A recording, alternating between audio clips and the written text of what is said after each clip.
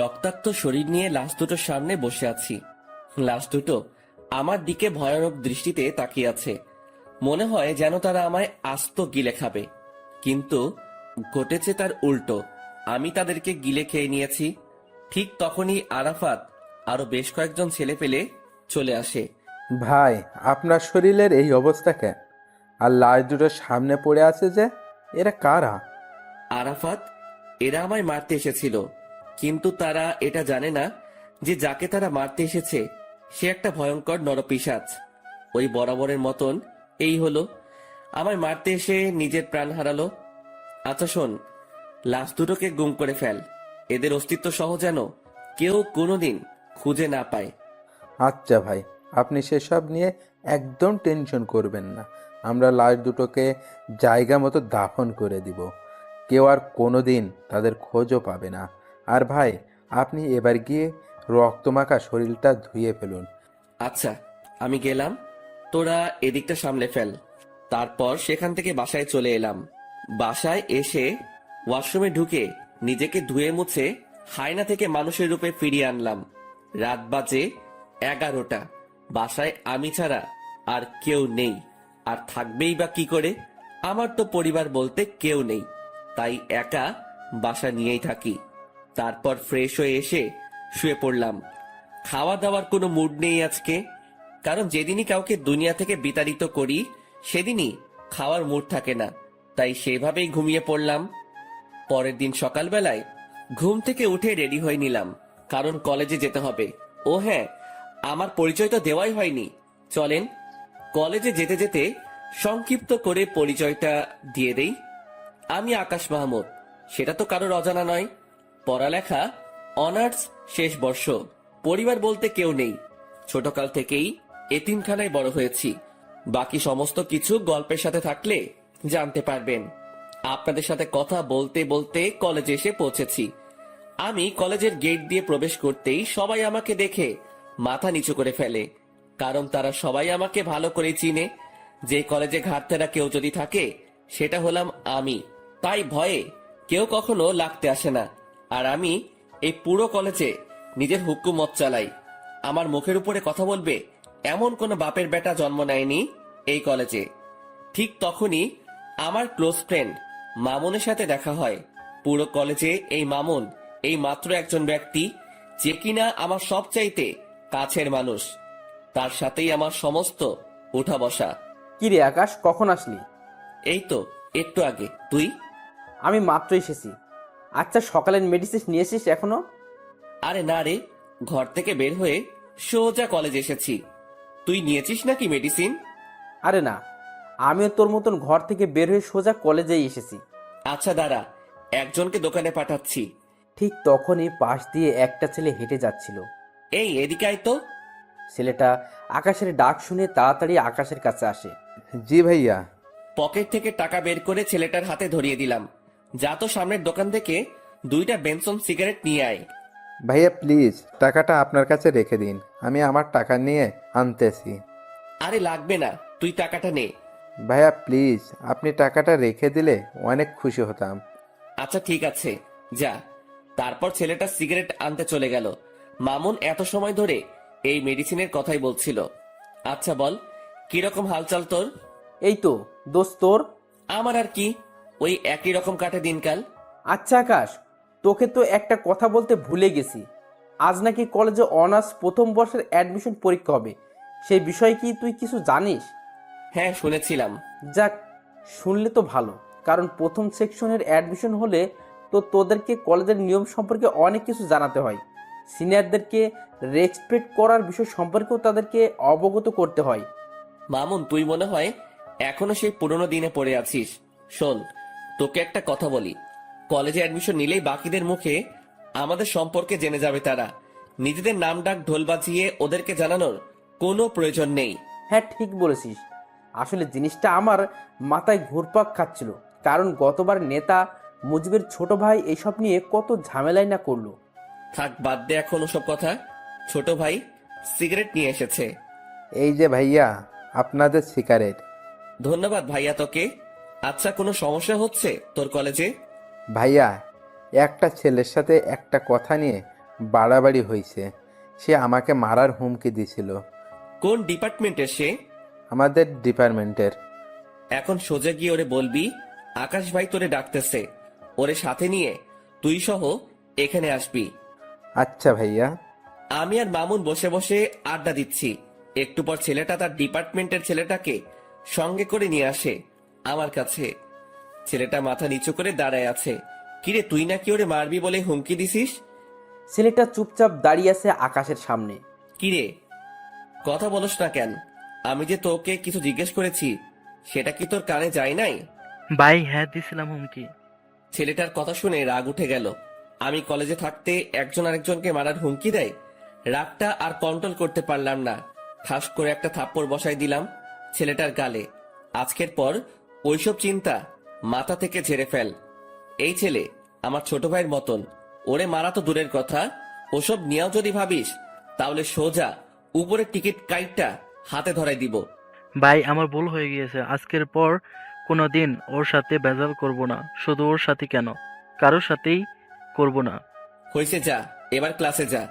আর ভাইয়া শোন, এই ছেলে যদি নেক্সট টাইম কোনো ধরনের কোনো কিছু করে তাহলে সোজা আয়শা আমারে বলবি।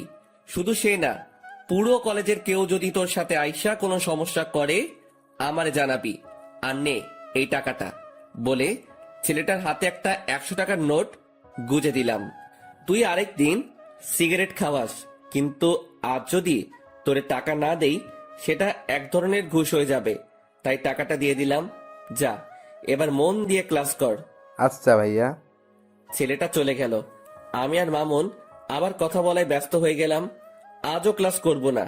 আমরা প্রায় সময় ক্লাস না করে দুজন কলেজের বাহিরে বসে আড্ডা দেই। দুজন মিলে আড্ডা দিচ্ছিলাম, ঠিক তখনই কলেজের ফার্স্ট ইয়ার অ্যাডমিশনের জন্য মানুষ আসা শুরু হয়ে গেল। সবাই নিজের গার্ডিয়ান নিয়ে এসেছে। অ্যাডমিশনের ইয়া লম্বা সিরিয়াল লেগে গেছে প্রিন্সিপালের রুমের বাহিরে। সবাই কিন্তু অনলাইনেই অ্যাপ্লাই করেছে, কিন্তু আজ আসার কারণ হলো প্রথম দিনের ফর্মালিটিস পূরণ করা।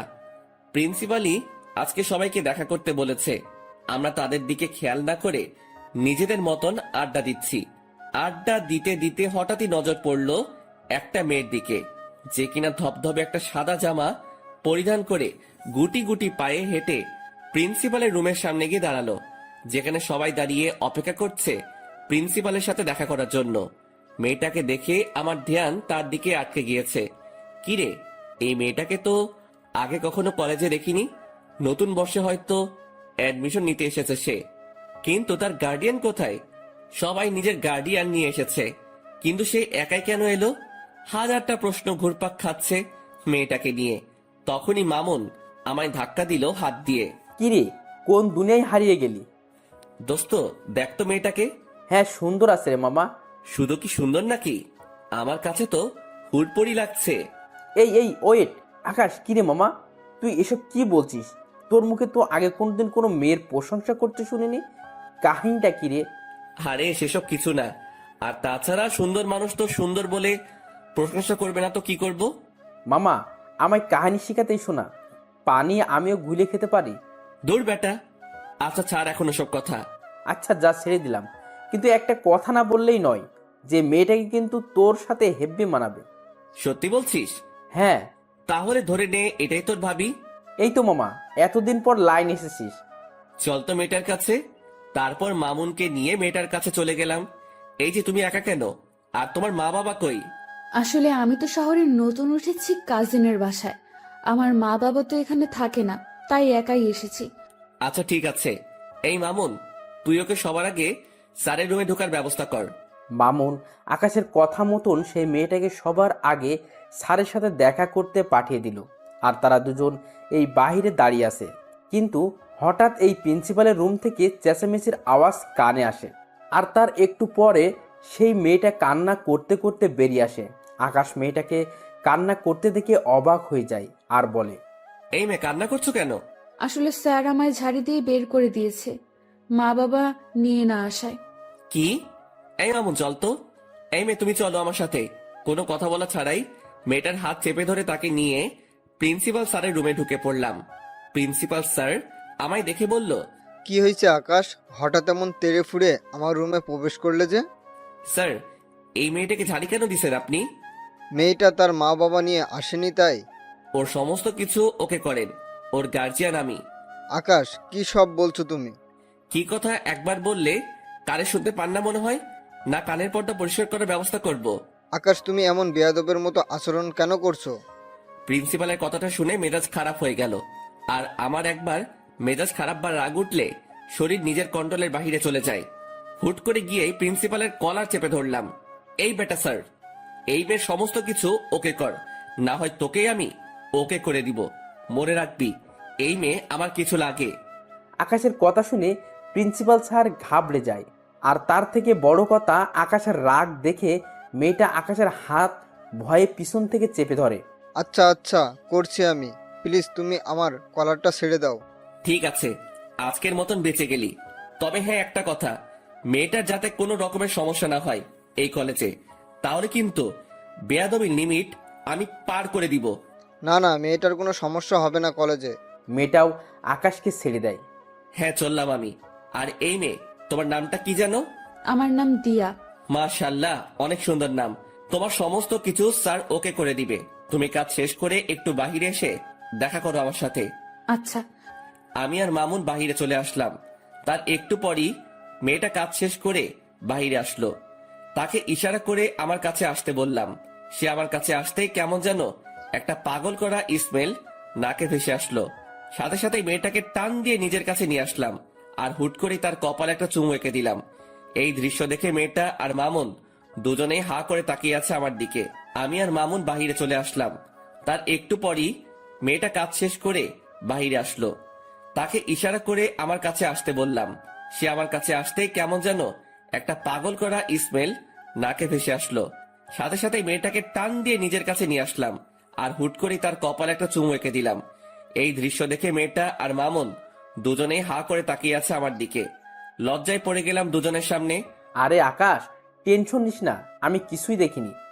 মামুনের কথা না হয় বাদ দিলাম, কিন্তু মেয়েটাকে কি বলবো এখন আমি? তাও কিছু তো একটা বলতে হবে। আসলে দিয়া সরি, আমি কোনো একটা মোহে পড়ে গিয়েছিলাম। দিয়া আকাশের কথার কোনো উত্তর না দিয়ে চুপচাপ দাঁড়িয়ে আছে। দিয়া, তুমি কি রাগ করলে?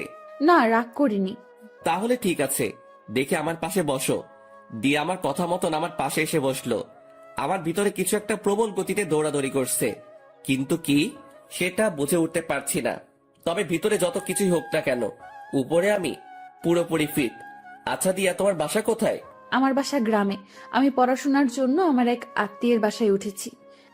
ও, যাক ভালোই।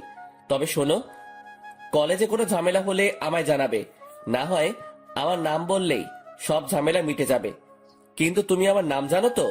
জি জানি, আপনার নাম আকাশ। প্রিন্সিপাল স্যার তখন আপনার নাম বলায় জেনেছি। হ্যাঁ, আমার নাম আকাশ। আচ্ছা স্যার কবে থেকে কলেজে আসতে বলেছে? আগামীকাল থেকে। ঠিক আছে, সময় মতো চলে এসো। আর আমার নাম্বারটা দিচ্ছি, কোনো সময় দরকার হলে আমায় ফোন করো। আচ্ছা, এবার কি আমি যাব? হ্যাঁ, যাও। মেয়েটা আমার থেকে নাম্বারটা নিয়ে সোজা চলে গেল। আমি মেয়েটা চলে যাওয়ার দিকে এক নজরে তাকিয়ে আছি, কিন্তু অবাক করা বিষয় ঘটলো যখনই আমি মামুনের দিকে তাকালাম। তখন মামুন আমার দিকে চোখ পাকিয়ে তাকিয়ে আছে। কিরে মামুন, আবার কি হলো? আকাশ, মেয়েটা এই অল্প সময়ের মাঝেই তোর ভিতরে শক্ত করে গেঁথে গিয়েছে মনে হচ্ছে। জানি না রে কিছু আমি। না জানিস বললে তো আর হয় না, কারণ নিজের চোখেই সব দেখলাম। যেই ছেলে কোনোদিন কোনো মেয়েকে পাত্তা দেয় না, সে আজকে একটা মেয়েকে চুমু পর্যন্ত খেয়ে ফেলেছে। শুধু তাই নয়, মেয়েটার ভালো মন্দের খোঁজ নেওয়া হচ্ছে আবার। আরে মামুন, কি শুরু করলি বলতো? হ্যাঁ, সত্যি বললে মানুষ চেতে যায়। থাক, আর কিছু বলবো না। হ্যাঁ, তুই আর কিছু না বলাই ভালো। মামুন চুপ হয়ে গেল। আর তখনই পকেটে থাকা ফোনটা বেজে ওঠে। ফোনটা হাতে দিয়ে দেখি ছোট ভাই আরাফাতের ফোন। সাথে সাথে ফোনটা রিসিভ করলাম। কিরে, হঠাৎ এই সময় ফোন দিলি যে? কিছু হয়েছে নাকি? না ভাই, তেমন কিছু না, তবে বিশাল একটা জিনিস হাতে লেগেছে। কি? ভাই, যেই ছেলেগুলো আপনাকে মারতে এসেছে তারা মাস্তান নামক একটা গ্যাংয়ের ছেলেপেলে। কিন্তু অবাক করা বিষয় হলো, কেউ তাদেরকে হায়ার করেছে আপনাকে মারার জন্য। আর যে হায়ার করেছে সে একটা মেয়ে। আমি সেই মেয়েটা সম্পর্কে খোঁজ লাগিয়েছি, কিন্তু কোনো খবরেই বের করতে পারিনি। তবু এইটুকু বের করতে পেরেছি, মেয়েটা নাকি অনেক বড় মাফিয়া, যার ধরাছোঁয়ার কাছে যেতে হলেও নাকি 1000 বছর লেগে যাবে। আরাফাতের মুখে এসব কথা শুনে থতমত খেয়ে গেলাম। হঠাৎ একটা মেয়ে আমায় মারার জন্য উঠে পড়ে কেন লেগেছে? আমি তো কারোর তেমন কোনো ক্ষতি করিনি। আচ্ছা ঠিক আছে, আমি দেখছি সেসব বিষয় নিয়ে। আচ্ছা ভাই। আর ওইদিকে ছেলেপেলের কি খবর? হ্যাঁ ভাই, ভালোই। যাক, ভালো হলেই ভালো। আচ্ছা শোন, এখন ফোনটা রাখলাম, পরে কথা বলবো। নে তোর সাথে আমি। তারপর ফোনটা রেখে দিলাম। ফোন রাখতেই মামুন জিজ্ঞেস করলো, কি রে, কি হয়েছে রে? আরে আরাফাত খবর দিল আমায় যে ছেলেগুলো মারতে এসেছিল তাদেরকে নাকি কে কন্টাক্ট দিয়েছে, আর যে কন্টাক্ট দিয়েছে সে নাকি একটা মেয়ে। কি সাংঘাতিক ব্যাপার বাপরে। আচ্ছা বাদ দে এখন ওসব কথা, আর চল এখান থেকে যাওয়া যাক। হ্যাঁ চল, আমিও বাসায় যাব। তারপর দুজন সেখান থেকে উঠে গেলাম। দুজনেই দুজনের বাসার জন্য রওনা হয়েছি। দেখতে দেখতে বাসায় পৌঁছে গেলাম। বাসায় এসে কিছু কাপড় চোপড় অপরিষ্কার ছিল, সেসব ধুয়ে মুছে শুকাতে দিলাম। তারপর খেয়ে দিয়ে ঘুমিয়ে পড়লাম। বিকেল বেলায় ঘুম থেকে উঠে কাপড়গুলো এনে লন্ড্রিতে পাঠিয়ে দিলাম। এমন টুকিটাকি কাজ করতে করতে দিনটা কেটে গেল। পরের দিন সকালবেলায় ঘুম থেকে উঠে রেডি হয়ে কলেজের উদ্দেশ্যে রওনা হব। তখনই থানার ওসি ফোন দিল আমায়। আকাশ ভাই, আপনি একটু আর্জেন্ট থানায় এসে দেখা করুন, আপনার সাথে জরুরি কিছু কথা ছিল। আচ্ছা স্যার, আজকে কলেজ শেষ, তাই আবার বাসায় ঢুকে ব্যাগটা রেখে ঘরটা তালা দিয়ে বের হয়ে গেলাম। তারপর সোজা থানার পথে রওনা হলাম। হঠাৎই মাথায় এলো দিয়া আজ কলেজে আসবে, আর আজকেই তার প্রথম দিন। তাড়াতাড়ি মামুনকে ফোন দিলাম। হ্যাঁ দোস্ত বল। আজ হয়তো কলেজে আসা হবে না, তুই একটু দিয়াকে দেখে শুনে রাখিস, কারণ আজকে তার প্রথম দিন, তার যাতে কোনো ধরনের কোনো সমস্যা না হয়। আচ্ছা তুই সেসব নিয়ে চিন্তা করিস না, আমি কলেজের সামনেই আছি, আমি সবটা দেখছি। মামুনের সাথে কথা বলে আকাশ ফোন রেখে দেয়। আকাশ থানার উদ্দেশ্যে রওনা হয়, আর এদিকে মামুন দিয়ার জন্য অপেক্ষা করছে। দিয়া আসতেই মামুন তাকে কলেজের ভিতর দিয়ে আসে আর সবাইকে কড়াভাবে বলে দেয় যে দিয়াকে যেন কেউ কোনো ধরনের বিরক্ত না করে, কারণ সে আকাশের কলিজা। মামুনের মুখে এমন কথা শুনে সবাই অবাক হয়ে যায়, কারণ তারা কেউ মামুনকে চিনেই না। তখন মামুন আবার বলে, কথাটা একবার বলেছি, এই একবারেই যেন সবার কানে ঢোকে, না হয় পরের বার শোনার জন্য কেউ আর সেই অবস্থা থাকবে না।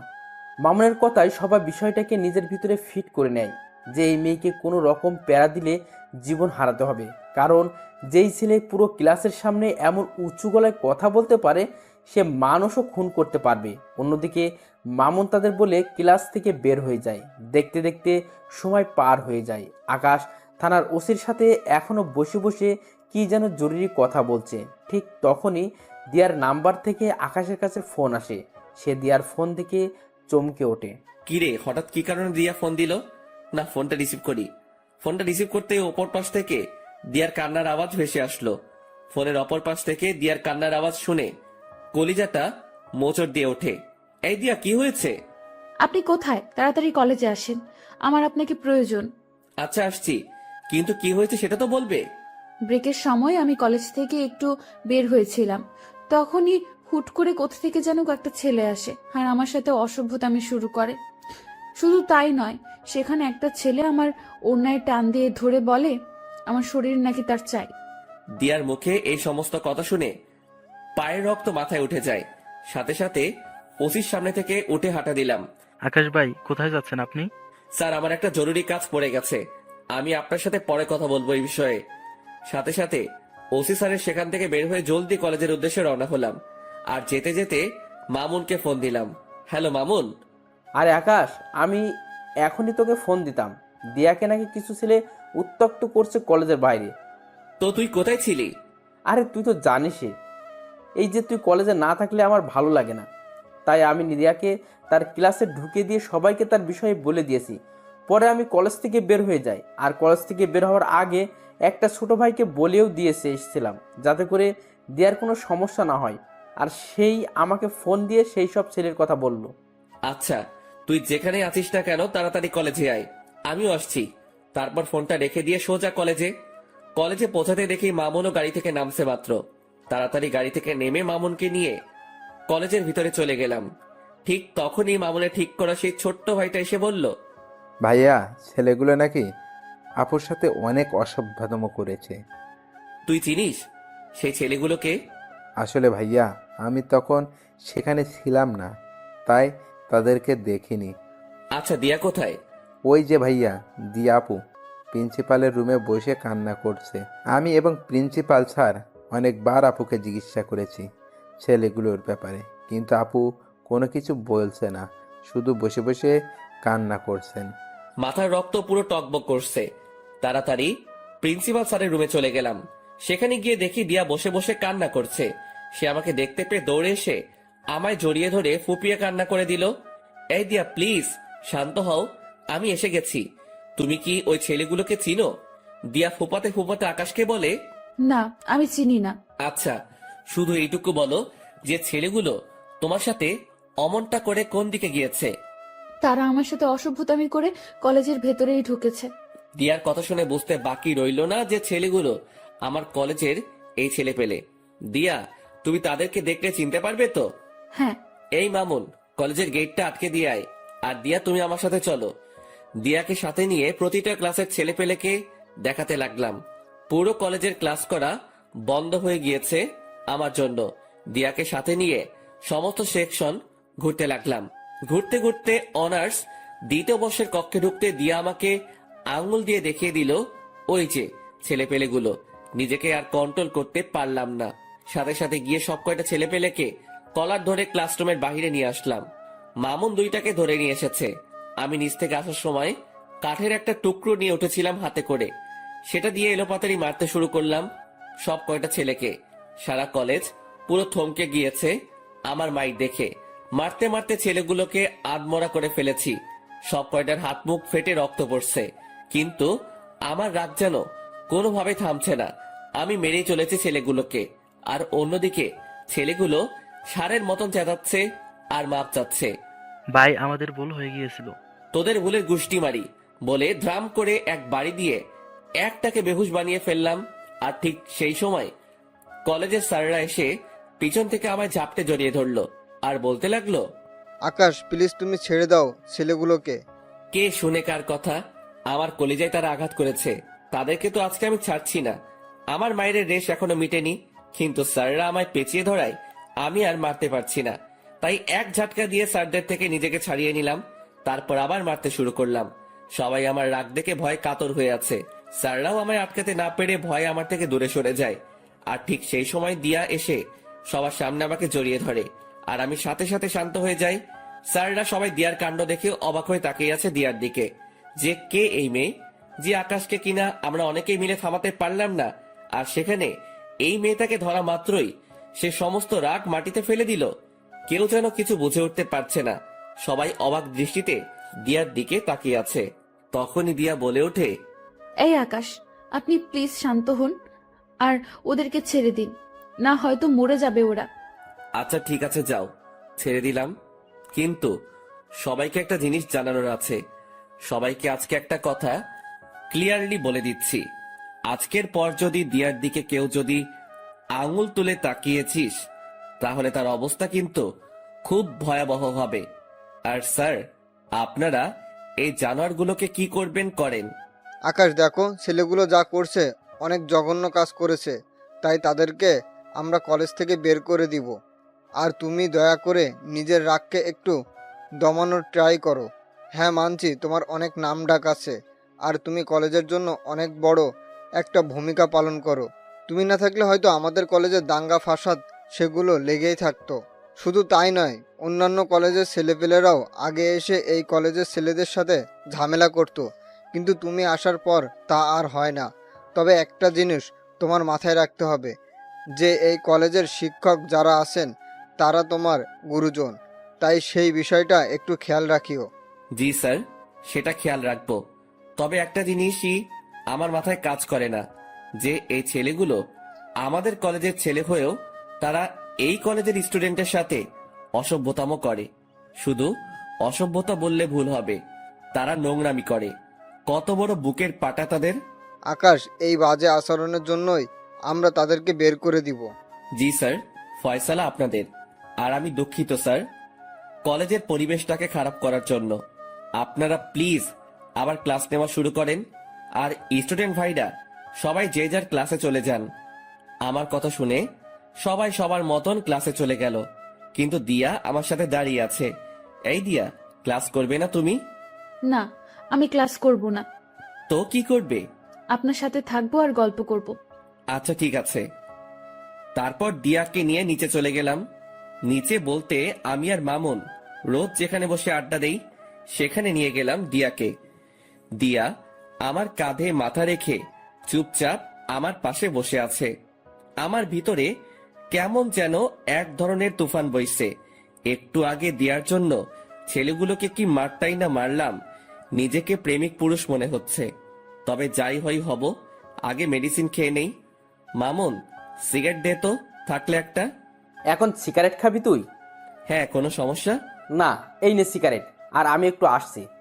মামুন পকেট থেকে সিগারেট বের করে দিয়ে কোথায় জানি গেল, আর আমি সেটা হাতে নিয়ে জ্বালিয়ে টানতে শুরু করলাম। কিন্তু হঠাৎই লক্ষ্য করলাম দিয়া আমার ঘাড়ে নিজের উষ্ণ ঠোঁটের জোড়া দিয়ে স্পর্শ করছে। দিয়ার এমন আচরণ দেখে কাঁপাকাঁপি শুরু হয়ে গেল আমার, কারণ এই জীবনের প্রথম কেউ আমার শরীরে স্পর্শ করেছে। সে এবার আমার কাঁপুনি আরো বাড়িয়ে দিল। সে এবার আমার ঘাড়ে চুমু খাওয়া আরম্ভ করে। দিয়া, কি করছো? আপনার সিগারেটের ধোঁয়ায় আমার অনেক সমস্যা হচ্ছে, তাই সমস্যা দূর করতে আমি ওই কাজ করছি। মানে কি দিয়া? মানে হলো আপনার ওই সিগারেটের ধোঁয়া আমাকে যন্ত্রণা দিচ্ছে, তাই আমি সেই যন্ত্রণা থেকে মুক্তি পেতে আপনার ঘাড়ে স্পর্শ করছি। এতে করে আপনার শরীরের স্মেলটা নাকে আসছে, আর সিগারেটের ধোঁয়াটা তার মতন হাওয়ায় ভেসে ভেসে চলে যাচ্ছে। দিয়ার কথা শুনে হা হয়ে গেলাম। মেয়েটা সত্যি আসলে আস্ত একটা পাগলি। তাড়াতাড়ি সিগারেটটা হাত থেকে ফেলে দিয়ে দু হাত দিয়ে তাকে জড়িয়ে ধরলাম।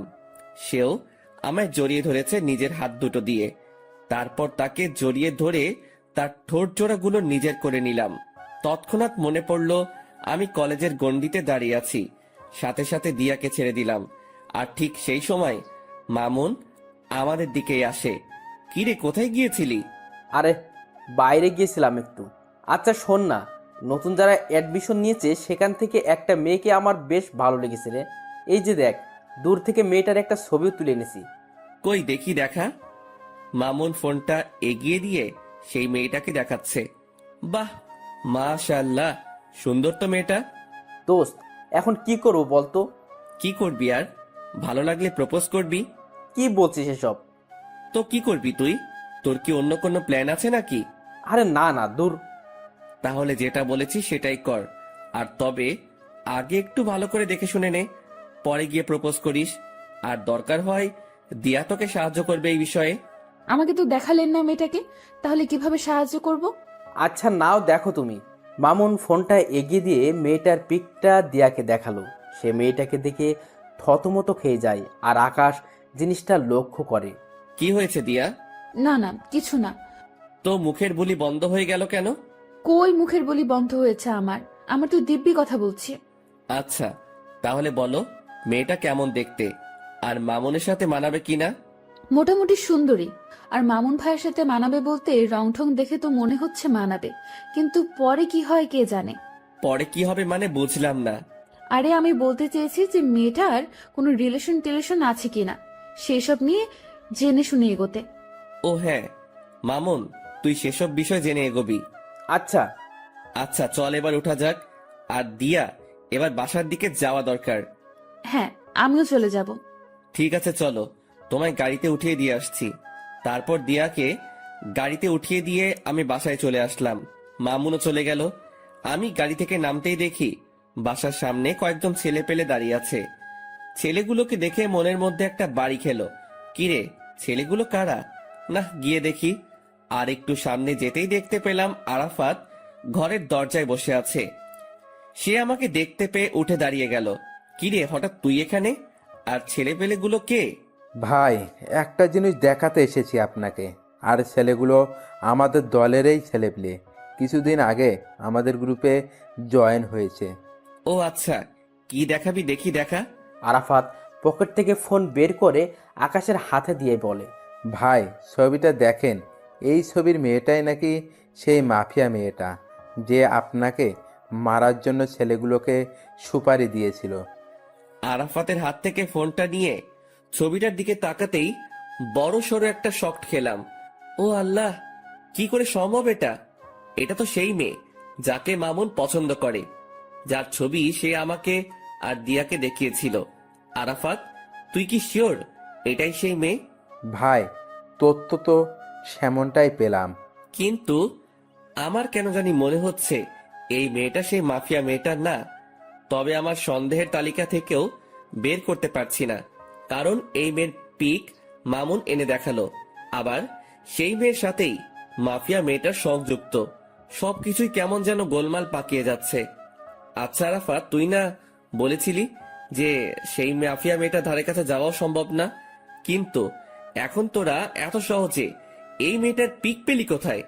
হ্যাঁ আমি বলেছিলাম, কিন্তু ভাই খবরই তো এই মেয়ের পিকে দিল। ভালো করে দেখ কোনো ভুল মেয়ের পিক দিয়েছে কিনা। ভাই সেটা কি করে সম্ভব যে আমাদের জন্য সব সময় কাজ করে, যে আমাদেরকে সব সময় সমস্ত রকমের তথ্য দেয়, সেই মানুষটা আশা করি আমাদেরকে ভুল ইনফরমেশন দিবে না। তাও ঠিক বলেছিস। আচ্ছা ঠিক আছে, মেয়েটার বিষয়টা আমি দেখছি, কারণ মেয়েটা আমার চোখের সামনেই চলাচল করে বা করতে হবে। ওকে ভাই। আরাফাতরা চলে গেল, কিন্তু আমার ভিতরে এখনো সেই জিনিসটা ঘুরপাক খাচ্ছে যে আরাফাত যার ছবি দেখালো সেই মেয়েটাই কি সেই মাফিয়া? না, এর উত্তর আমার জানা নেই। তবে একটা জিনিস বলতে পারি যে এই মেয়েটাই যদি সেই মাফিয়া হয় তাহলে মামুনকে সতর্ক করতে হবে আমার, কিন্তু সে না কোনো আবার ভুল বুঝে বসে। দূর, কিছুই যেন ভাবতে পারছি না আর। যা হবে পরে দেখা যাবে, আগে নিজের মাথা ঠান্ডা করি। তারপর বাসায় ঢুকে বিছানায় গা এলিয়ে দিলাম, সাথে সাথে ঘুম চলে আসে। গোসল, খাওয়া দাওয়া সমস্ত কিছুই রসাতলে গিয়েছে। এক ঘুমে বিকাল হয়ে গেল। ঘুম থেকে উঠে ফ্রেশ হয়ে নিলাম, তারপর গায়ে শার্ট লাগিয়ে বাসা থেকে বের হয়ে গেলাম। আর বের হওয়ার সময় মামুনকে ফোন দিয়ে পার্কে আসতে বললাম। তারপর আমি বাসা থেকে বের হয়ে সোজা পার্কে চলে গেলাম। সেখানে গিয়ে দেখি মামুন আগে থেকেই হাজির। কি রে, তুই কখন এলি? আরে একটু আগেই আসলাম। আচ্ছা মামুন, তোর যে মেয়েটাকে ভালো লেগেছে তার সম্পর্কে কিছু জানিস কি? আরে না, তেমন কিছু জানি না, তবে তার নাম আর তার বিষয়ে টুকটাক কিছু জানতে পেরেছি। মেয়েটার নাম হলো ফাহা, আর সে নাকি অনেক চুপচাপ স্বভাবের একটা মানুষ। কোনো ছেলের সাথে নাকি সে মিশে না, আর তার এই জিনিসটাই আমার সবচাইতে বেশি ভালো লেগেছে। তার নামটা যেমন সুন্দর, তার চাল চলনও তেমন সুন্দর। আমার যে করেই হোক ফাহাকে চাই, ওকেই আমি নিজের বউ বানাবো। মামুনের কথা শুনে কিছু বলার মতন ভাষা খুঁজে পাচ্ছি না, কারণ ওর বিষয়ে যা জানি তা মামুনকে বললে তার মন খারাপ হয়ে যাবে। আর তাছাড়া সে আমায় ভুলও বুঝতে পারে যে তার ভালো আমার সহ্য হয় না। না, ওকে এখন কিচ্ছুই বলা যাবে না, কারণ এখনো পুরোপুরি শিওর না যে সেই মেয়েকে। আগে আরো পাকাপোক্ত ভাবে শিওর হয়ে নেই, পরে না হয় মামুনকে জানাবো। আচ্ছা শোন, যাই করিস না কেন ভেবে চিন্তে করবি। হ্যাঁ সেটা তো করবই।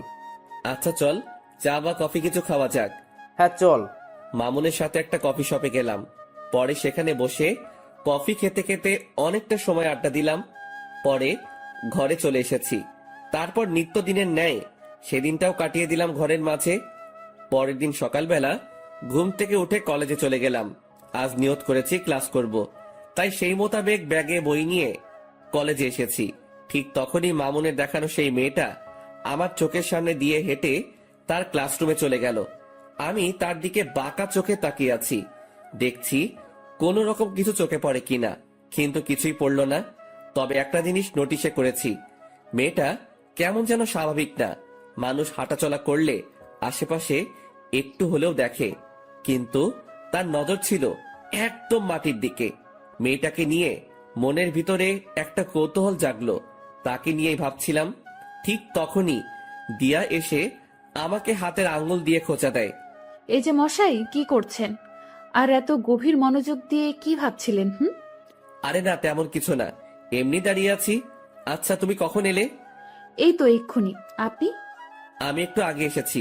আচ্ছা শোনো, তোমায় একটা দায়িত্ব দিলে সেটা পালন করতে পারবে? কি দায়িত্ব? তুমি মামুনের পছন্দ করা মেয়েটার দিকে নজর রাখো তো, যে সে কি করে বা তার আচার আচরণ কেমন। হঠাৎ ওই মেয়েকে নিয়ে আপনার চিন্তার মাত্রা বাড়লো কেন শুনি? আরে মামুন আসলে মেয়েটাকে অনেক ভালোবেসে ফেলেছে, তাই তার বিষয়ে একটু ভালো মন্দ জানার জন্য তোমায় বললাম আর কি।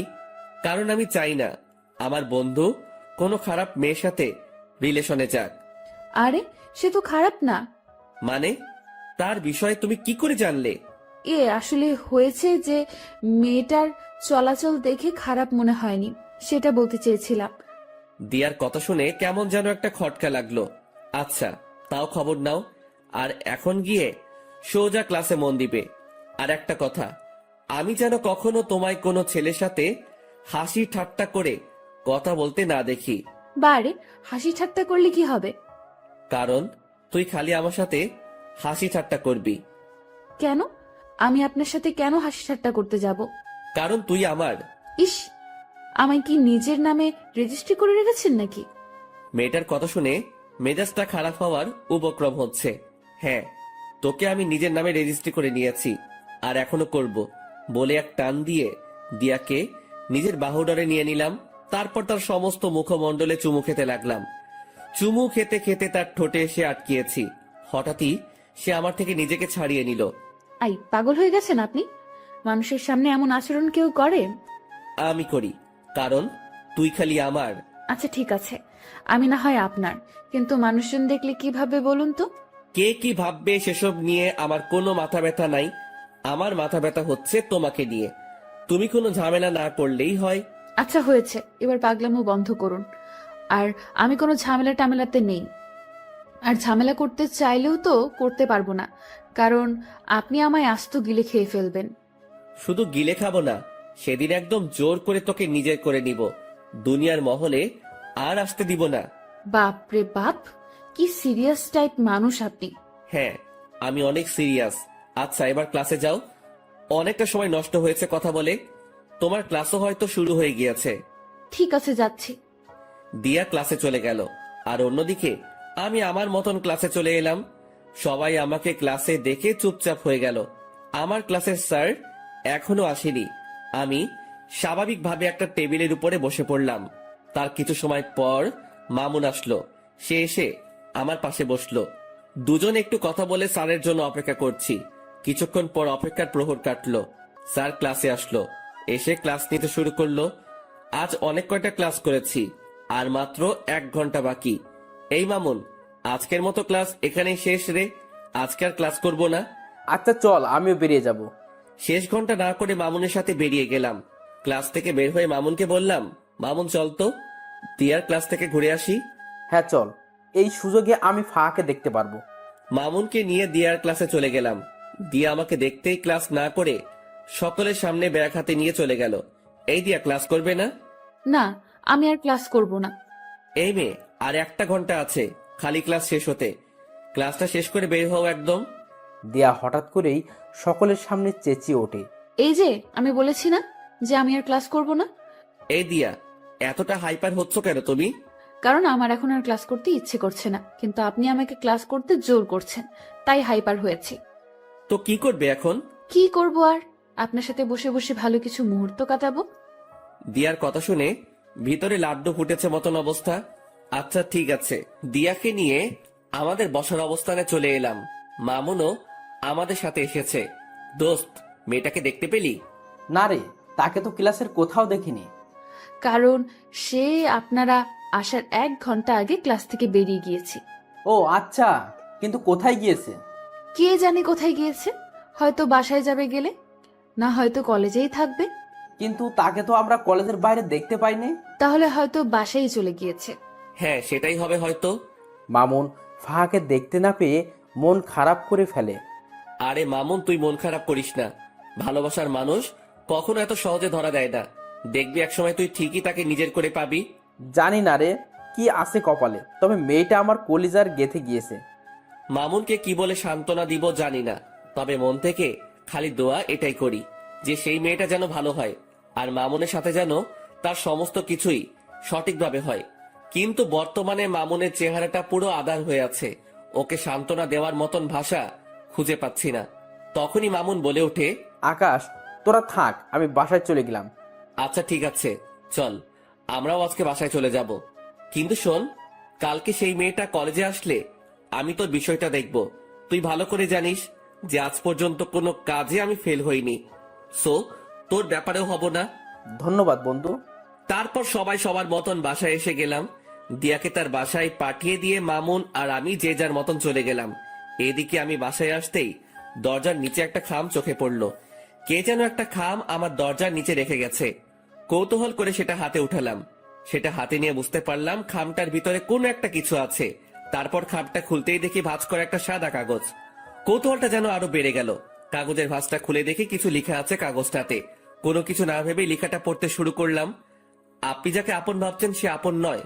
মনে রাখবেন, বিকেল বেলায় সূর্য মেঘের আবরণে ঢেকে গেলে পরের সকালে সেই সূর্যই আবার নতুন রূপে আকাশে উদিত হয়। তারপর আর কিছু লেখা নেই।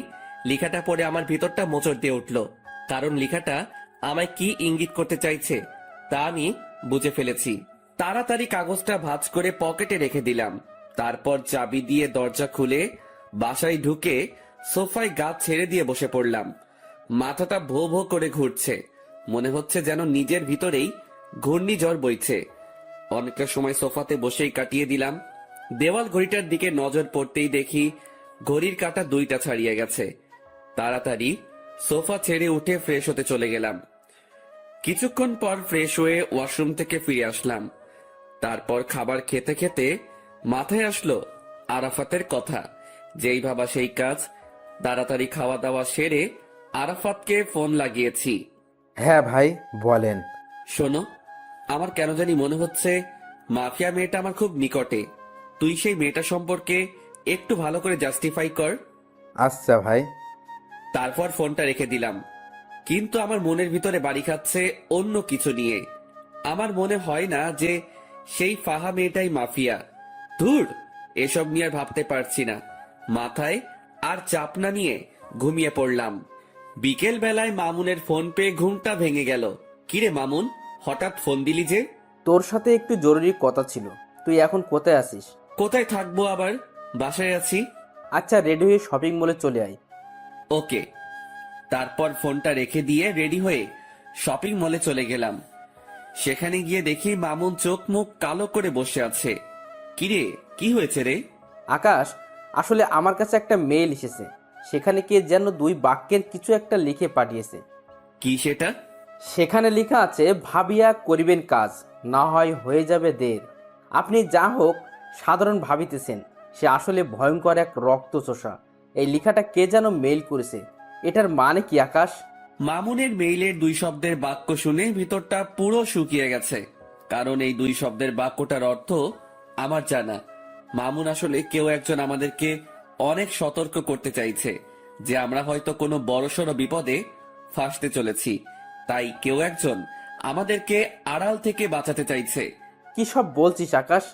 আমি সত্যিই বলছি, কারণ তোকে মেইল করেছে আর আমাকে দিয়েছে চিঠি। এই সমস্ত কিছুর পিছনে একজন আছে, সে হচ্ছে মাফিয়া মেয়েটা। আর সেই মাফিয়া মেয়েটাই হয়তো আমাদের আশেপাশে ঘুরঘুর করছে আমাদেরকে মারার জন্য। আর আমরা তাকে ভালো মনে করে তার সাথে চলাফেরা করছি। তাই কেউ একজন আমাদেরকে সতর্ক করতে চাইছে। আকাশ, সব কিছুই যেন আমার মাথার উপর দিয়ে যাচ্ছে। আচ্ছা, তুই এসব নিয়ে টেনশন করিস না। তুই শুধু ফাহার বিষয়টা নিয়ে ভাব, বাকি সমস্ত কিছু আমি সামলে নিব।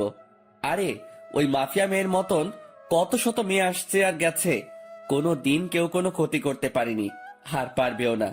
সো খামোখা টেনশন না করাই ভালো। আর যদি কিছু হয় সেটা সময় দেখা যাবে। আকাশ, তাও টেনশন হচ্ছে রে।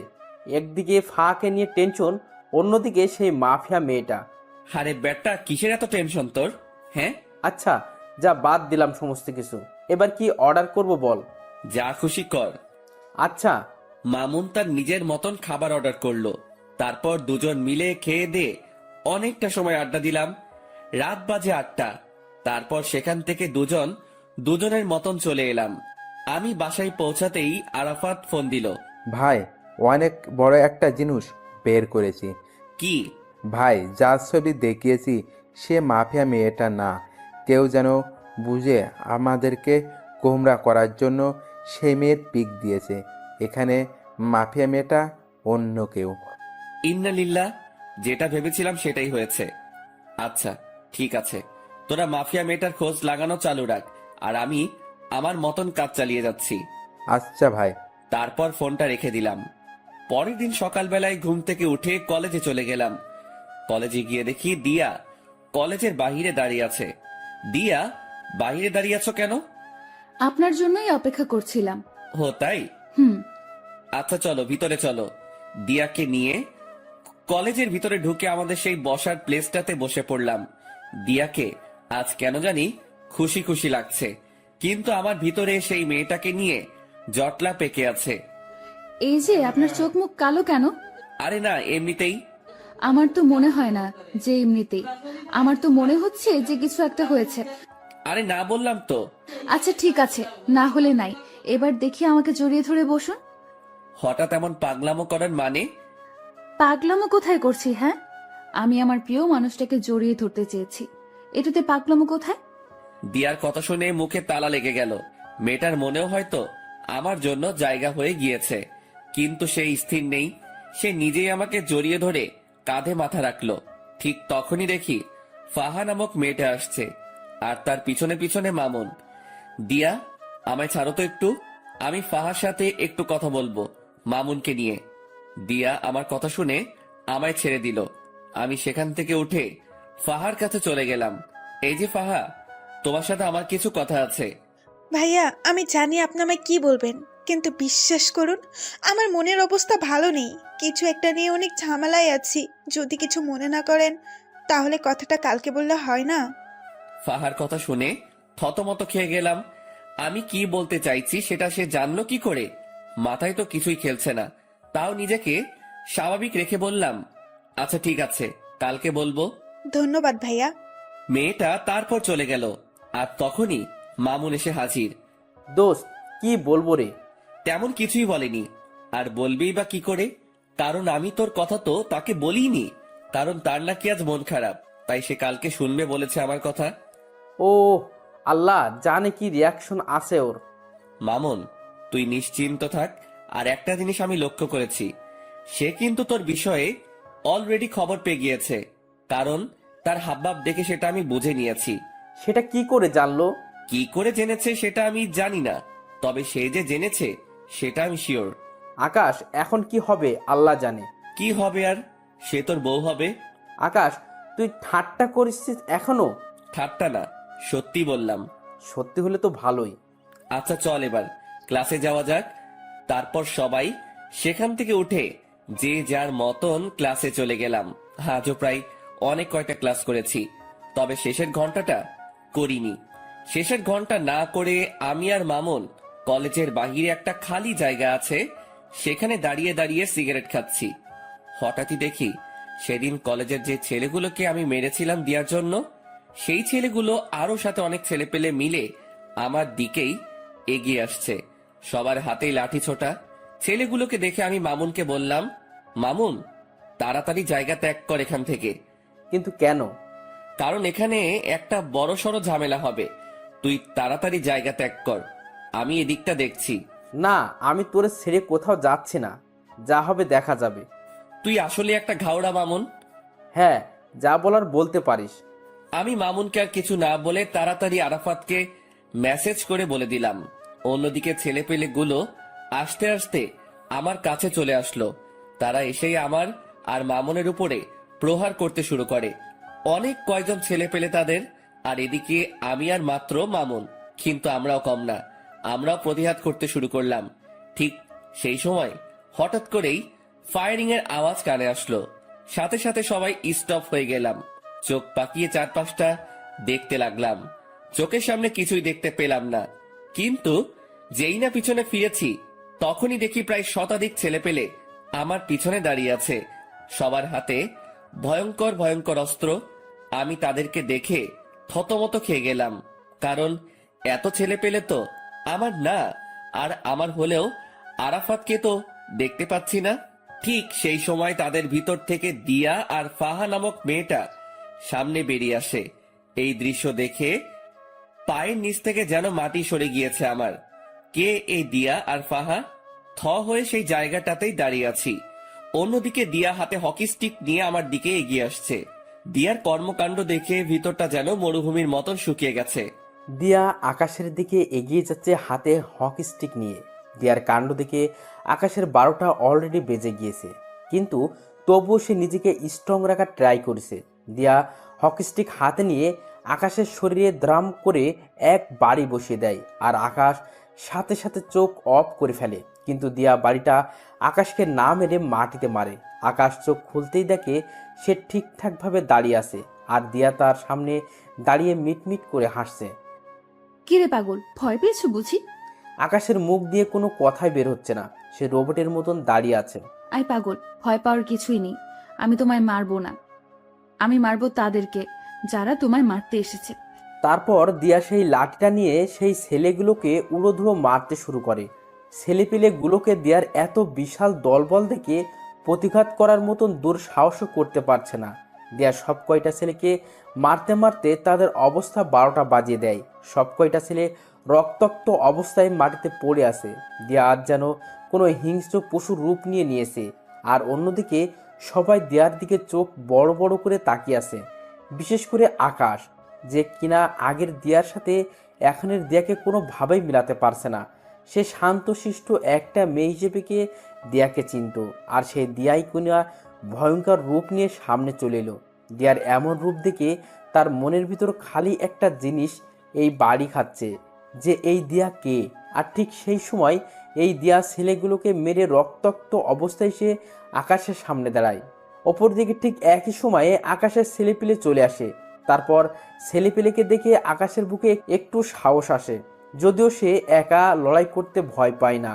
কিন্তু এখানে তো লড়াই না, সে কারোর ভয়ঙ্কর রূপ দেখেছে। আকাশের নীরবতা দেখে দিয়া বলে ওঠে, কি হলো, এতটা ঘাবড়ে আছো কেন? দিয়া, কে তুমি? জানতে চাও কে আমি? হ্যাঁ। আমি সেই মাফিয়া যে কিনা তোমায় মারার জন্য লোক পাঠিয়েছিলাম। দিয়ার মুখে এমন কথা শুনে আকাশ থতমত খেয়ে যায়, আর অন্যদিকে আকাশের ছেলেপিলেরাও ক্ষিপ্ত হয়ে যায় দিয়ার উপরে। দিয়ার মুখে এইসব কথা শুনে আরাফাত বলে ওঠে, ভাই, এদের সব কয়টা কাজ এখানেই মেরে দাফন করে দিব। আই ছেলে, এই ভুল ধারণা করতে যাস না। আমায় মারতে এসে উল্টো তোরাই মারা পড়বি। দিয়া, তাহলে আমার সাথে এভাবে ছলনা করার মানে কি? যদি আমাকে মারারই হতো তাহলে এভাবে ছলনা না করে আমায় মেরে ফেললেই পারতে। আই ছেলে, একদম চুপ। তোর ওই মুখে যেন আর একটা বাজে কথাও না শুনি। আর আমি এখন কি বলি সেটা মন দিয়ে শোন। হ্যাঁ, আমি তোকে মারতে চেয়েছিলাম, কারণ আন্ডারওয়ার্ল্ডের মাফিয়ার সাথে নাকি তুই বাড়াবাড়ি করেছিস। আর তাছাড়া দেশের অনেক কজন নেতাও নাকি তোর জন্য কিছু করতে পারে না, তাই তারা সবাই মিলে প্ল্যান করে তোকে মেরে ফেলার। তাই আমাকে পাঠিয়েছে তোকে মারার জন্য। কিন্তু আমি জানি যে তোর অনেক ক্ষমতা আছে, তুইও চাইলে আমার সাথে বরাবরের মতন টক্কর দিতে পারিস বা আমায় মেরেও ফেলতে পারিস ব্যতিক্রম হলে। কিন্তু আমি এমন কোনো ঝামেলাই চাই না, কারণ আমি যেদিন প্রথম কলেজে আসি সেদিন তুই আমার চোখের পানি মুছে দিয়ে আমার কপালে চুমু খেয়েছিস। আমি যেদিন এই কলেজে আসি সেদিন তুই আমার জন্য স্যারের সাথে লড়াই করেছিস। শুধু তাই নয়, তুই আমার জন্য আরো অনেক কিছুই করেছিস। তোর জন্য সেদিন আমি ন্যায় বিচার পেয়েছি। তুই আমার জন্য সেই ছেলেগুলোকে মেরেছিস। তো আমি মানুষটা তোর সাথে বেইমানি করি কি করে? তবে হ্যাঁ, আমি তো বললাম যে তোকে আমি মারতে চেয়েছি, কিন্তু সেটা তোকে না জেনে শুনে। কিন্তু আমি যখন জানতে পেরেছি যে আমার জন্য যে দুনিয়ার সমস্ত প্রকার সমস্যার মুখোমুখি হতে পারে আমি তাকে মারতে চলেছি, সেদিন আমি এই সমস্ত কিছু বাতিল করে দিই। কারণ তুই মানুষটাকে মারা আমার পক্ষে সম্ভব না, কারণ এমন একটা মানুষকে আমি কখনোই মারতে পারবো না। আর মারতে পারবো কি করে? আমিও যে তোকে ভালোবেসে ফেলেছি, আর ভালোবাসার মানুষকে কি কেউ মারে নাকি? দিয়ার কথা শুনে 1000 ভোল্টের একটা শক খেলাম। দিয়ার কথাগুলো শুনে যেন আমার সমস্ত শরীর পাথরের রূপ ধারণ করে নিয়েছে। এত বড় ঝাটকা আমি এই জীবনে প্রথম খেলাম। কি হলো, কথা বলছো না যে? দিয়া, তুমি কি সত্যি বলছো এসব? হ্যাঁ বাবা, আমি সত্যিই বলছি। আমি আমার কলিজার গায়ে কোনো দিনও হাত দিব না। দিয়ার কথা শুনে নিজেকে আর স্থির রাখতে পারলাম না। সাথে সাথে এক টান দিয়ে দিয়াকে নিজের বুকে নিয়ে নিলাম। শক্ত করে জড়িয়ে ধরে রেখেছি দিয়াকে। দিয়াও আমার বুকে মাথা রেখে চুপটি করে পড়ে আছে বুকের মাঝে, আর অপরদিকে আমার চোখ জোড়া দিয়ে টুপটুপ করে পানি পড়ছে। দিয়া আমার চোখ থেকে অশ্রু পড়তে দেখে বলে, আই আকাশ, প্লিজ কান্না করিও না। তুমি কান্না করলে আমার ভালো লাগবে বলো? দিয়া, এটা তো সুখের কান্না। দিয়ার কথা শুনে সবাই অবাক হয়ে যায়। ঠিক তখনই ফাহা নামক মেয়েটা আকাশ আর দিয়ার দিকে এগিয়ে আসে আর বলে, ম্যাম, আমি একটা ভুল করে ফেলেছি। কি ভুল?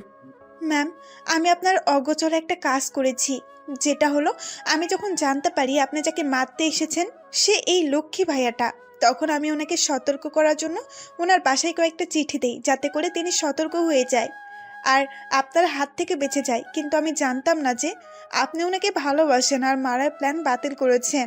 কি তুই আমার লোক হয়ে ওর পক্ষ নিয়েছিস এতদিন? ম্যাম সরি, আসলে বিশ্বাস করুন ভাইয়াটা মানুষের ভালো করতে গিয়ে বড় বড় নেতাদের কাছে খারাপ হয়েছে। শুধু তাই নয়, ওনার জন্য এই কলেজে কোনো নারী ঘটিত সমস্যা হয় না। আমি যখন ওনার এসব কর্মকাণ্ড সম্পর্কে জেনেছি বা দেখেছি, তখন তিনাকে আর সাপোর্ট না করে পারলাম না। ফাহা, তুই আমার সাথে বেইমানি করার ফলস্বরূপ মৃত্যু ডিজার্ভ করিস, কিন্তু এই জন্য তোকে মারলাম না বা বেঁচে গেলি। যে তুই যাই করিস না কেন, সবটাই আমার প্রিয় মানুষের জন্য করেছিস। ম্যাম প্লিজ, আপনি আমার উপরে রাগ করে থাকবেন না। না, তোর উপরে আমার কোনো রাগ নেই, কিন্তু একটা অর্ডার পালন করতে হবে আমার। কি সেটা ম্যাম? আমার কলিজার একজন বন্ধু আছে যার নাম মামুন। ওই যে ভাইটা দাঁড়িয়ে আছে, উনি তোকে ভালোবাসে। ম্যাম সেটা আমি আগেই জেনেছি। তাহলে আর দেরি কিসের? যা গিয়ে সবকিছু ঠিকঠাক করে নে। দিয়ার কথা শুনে ফাহা লজ্জায় লাল হয়ে আছে।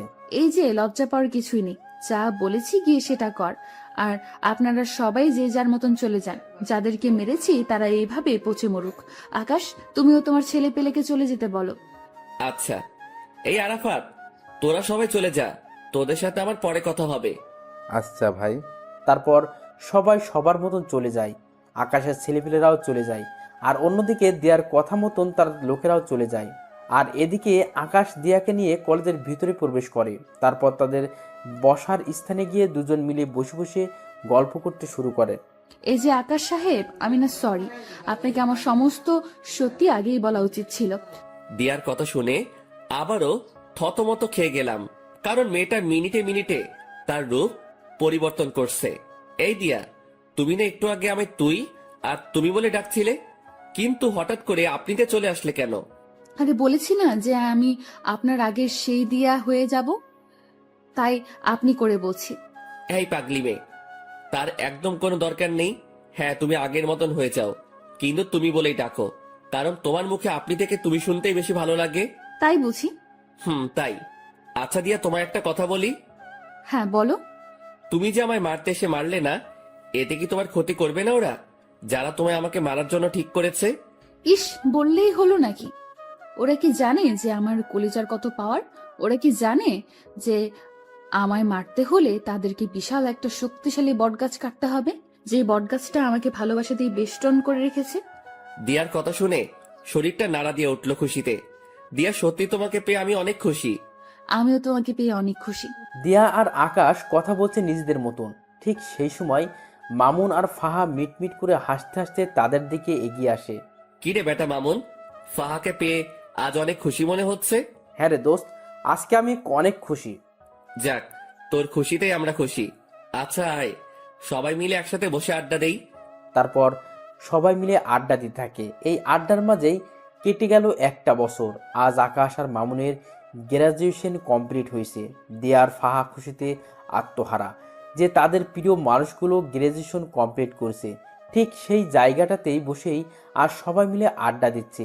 এই বসাতেই আকাশ আর মামুন তাদের প্রিয় মানুষকে বিয়ে করে নেওয়ার প্ল্যান সাজিয়ে ফেলে। আগামী সপ্তাহে তাদের বিয়ে। দুই বন্ধুই একই দিনে বিয়ে করবে। দেখতে দেখতে বিয়ের দিন চলে আসে। দিয়ার পরিবার থেকে তার মা আসে, যিনি কিনা দিয়ার পরিবার, তার পরিবার আর কেউ নেই। অপরদিকে ফাহার পরিবার থেকে তার মা আর মামা আসে বিয়েতে। তার পরিবারও অনেক ছোট। মামার বিয়ে হয়ে গেছে, তিনি বউ নিয়ে আলাদা থাকেন। আর ফাহার আম্মু একাই থাকেন। আগে ফাহাও একসাথে থাকতো, কিন্তু তাদের পরিবারের অবস্থা খারাপ হওয়ায় ফাহা দিয়ার সাথে যোগ দেয়। আর দিয়াও পরিবারের চালাতে এই পন্থা অবলম্বন করে। দেখতে দেখতে দুই বন্ধুর বিয়ে হয়ে যায়। এদিকে বিয়ের সমস্ত কাজ সম্পন্ন হওয়ার পর আকাশ বাসর ঘরের সামনে দাঁড়িয়ে আছে। তারপর দরজা খুলে ভিতরে ঢুকে সে ভিতরে ঢুকে দেখতে পায় সারা বাড়ি অন্ধকার। সে দিয়াকে ডাক দেয়, কিন্তু দিয়া কোনো সারা শব্দ করে না। দিয়ার সারা শব্দ না পেয়ে হাতিয়ে সামনের দিকে এগিয়ে যায়। আর ঠিক তখনই কেউ একজন চাকু নিয়ে আকাশের পেটে ঢুকিয়ে দেয়।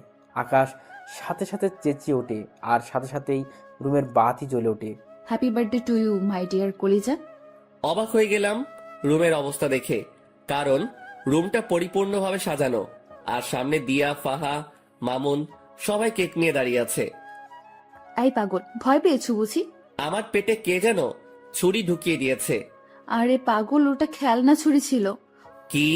বলে দিয়া, আর বাকি সবাই হেসে দেয়। দিয়া, তুমি আমার বার্থডে সম্পর্কে জানো কি করে? ও মা, এটা কি কথা?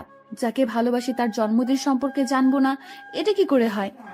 দিয়ার কথা শুনে খুশিতে আত্মহারা হয়ে গেলাম। এতটাই আত্মহারা হয়েছি যে দিয়াকে সবার সামনে জড়িয়ে ধরে কিস করে শুরু করলাম। আর তখনই মামুন বলে ওঠে, ভাই তুই থাম, আগে আমরা বের হয়ে যাই, কারণ আমাদেরও তো আজকে বাসর ঘর। পরে তুই যা করার করিস। যা ভাগ ফাহাকে নিয়ে।